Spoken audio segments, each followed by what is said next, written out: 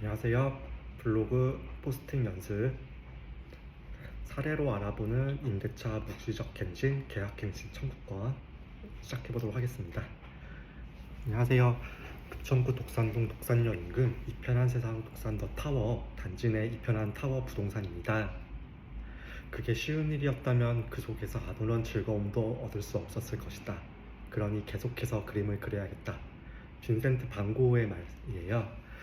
어느덧 블로그 시작한 지 일주일 남짓 됐는데 매일매일 포스팅을 하겠다는 단참 포부로 시작을 했지만 매일 하루 포스팅 하나 한다는 게 힘들다는 걸 몸소 느끼는 나날입니다.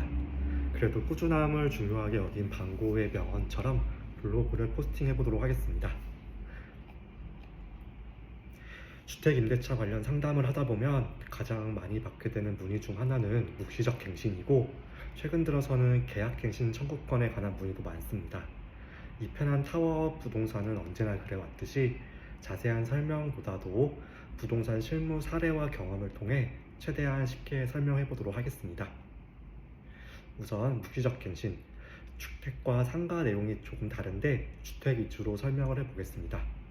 계약 만료일로부터 6개월에서 2개월, 상가는 한 달 전까지고, 임대인 또는 임차인 둘 중 누구라도 계약 해지에 관한 통지를 안 하면 동일한 조건으로 임대한다는 내용으로 다들 아실 것 같아요. 여기에 동일한 조건은 가장 민감한 문제인 보증금 또는 월세를 인상 없이 그대로 간다는 것입니다. 임대인분들이 통상 1, 2년 전 계약한 계약의 만기일을 정확하게 체크를 못하는 경우가 있어 묵시적 갱신이 됐는데 이럴 때 임대료 못 올리냐고 물어보시는데 네, 불가능합니다. 묵시적 갱신이 되고 난 후에 해지 통보를 하는 건 역시 임차인만 가능하고 임대인은 불가능하고요. 임차인이 주택임대차보호법을 위반한 경우만 제외입니다. 단 임차인분이 묵시적 갱신 해지 통지를 하면 3개월 동안 임대인분은 보증금 마련 시간을 갖게 되고 3개월 이내에 보증금을 반환 안 해주어도 문제는 없습니다. 근데 간혹 통지하면 바로 돌려줘야 한다는 임차인도 계시더라고요. 대신 3개월 뒤에도 반환이 안 되면 문제가 생길 수 있으니 그 사이 새로운 임차인을 구해야 하는데 이때 갈등이 좀 생기더라고요. 새로운 임차인 구할 때 발생되는 중개 보수에 관한 문제죠. 원칙은 임대인 부담이 확실해요. 다만 특약사항에 묵시적 갱신 시 임차인 부담이란 내용이 있다면 임차인 부담 쪽으로 실무를 진행하고 있고요. 임차인에 대한 불리한 조항이니 무효로 수소송까지 간 사례는 아직까지는 보진 못했어요. 그 밖에 임차인이 급히 나가야 하는 경우에는 임차인분이 부담을 하는 경우도 있고, 케이스가 워낙 다양하다 보니 중개사의 역할이 중요한 시기 같습니다. 묵시적 갱신이 아닌 재계약서를 작성하여 만료일 이전에 퇴거 시 이때도 원칙은 임대인 부담입니다. 다만 계약을 지키지 못한 위약금의 성격으로 임대인 대신 기존 임차인이 중개 보수를 부담하는 관례가 있고요. 그리고 최근에 얘기가 나오는 게 1년 월세를 계약한 경우인데 1년 계약 만기 시 묵시적 갱신은 불가입니다. 주택임대차보호법에서 임대차 기간을 2년까지 보장이 명시가 돼 있으므로 2년까지 임대 조건은 동일하게 진행이 될 수 있는 것이고요. 그러니 묵시적 갱신처럼 임차인 해지 통주 3개월 뒤 보증금 반환 의무는 임대인에게 없긴 하지만 실무에서 이렇게 까다롭게 진행하지는 않으려고 하니 상황에 맞게 최대한 부드럽게 처리하는 게 중개사 역할 같습니다. 두 번째로 계약갱신 청구권입니다.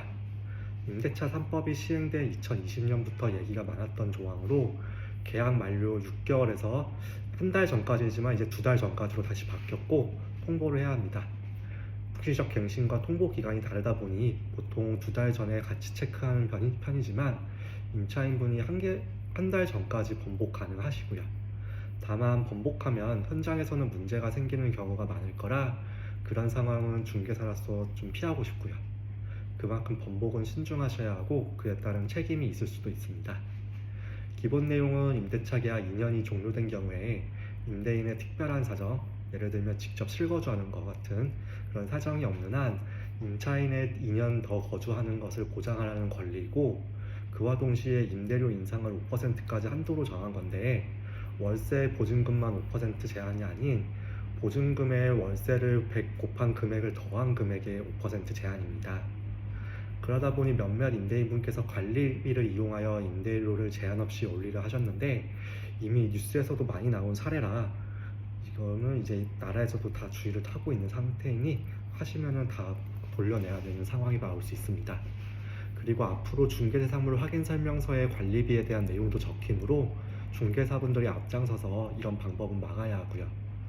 다만 임대인, 임차인 협의를 통하여 계약갱신권은 사용하고 임대료를 5% 넘게 올린 경우가 있던데, 계약갱신권을 사용한 것은 인정이 되겠지만 5% 이상을 받으신 거에 대해서는 추후 반환을 해야 된다는 게 최근 판례의 내용입니다.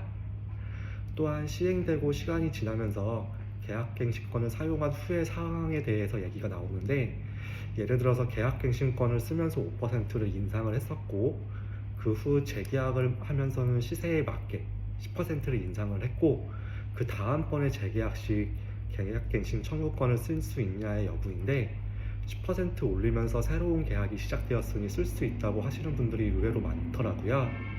하지만 계약 당사자, 임대인, 임차인이 변한 게 아니고 계약 당사자끼리는 한 번에 계약 갱신 청구권만 사용 가능한 게 명시가 되어 있으므로 다시 사용은 불가능합니다. 임대인과 임차인 입장이 서로 다르다 보니 빠르게 바뀌는 요즘 부동산 시장에서 책임감 있게 중개하는 게 중요한 것 같습니다. 믿고 맡길 수 있는 중개사가 되기 위해 늘 노력하는 이편한 타워 부동산이 되겠습니다. 블로그를 방문해 주셔서 유튜브를 보셔서 감사합니다.